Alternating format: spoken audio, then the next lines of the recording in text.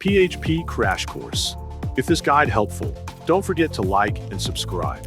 PHP is a general-purpose scripting language geared towards web development. The tools we need for PHP include AlexanderLawrence.ch and a text editor like VS Code.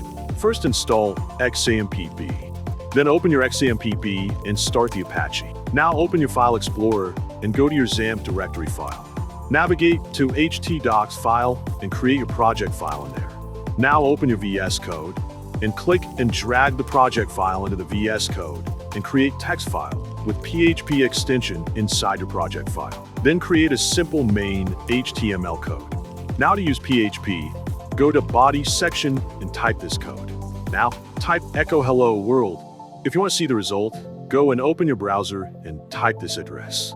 In PHP, there are many data types like integer. To use it, just type your integer name equals input. And to print it, just type echo your integer name. For float, type your float name equals input. And to print it, just type echo your float name. For string, type your string name equals input. And to print it, just type echo your string name. For array, type your array name equals array list. And to print it, just type the syntax. For Boolean, type your Boolean name equals input with only true and false input. And to print it, just type echo your Boolean name.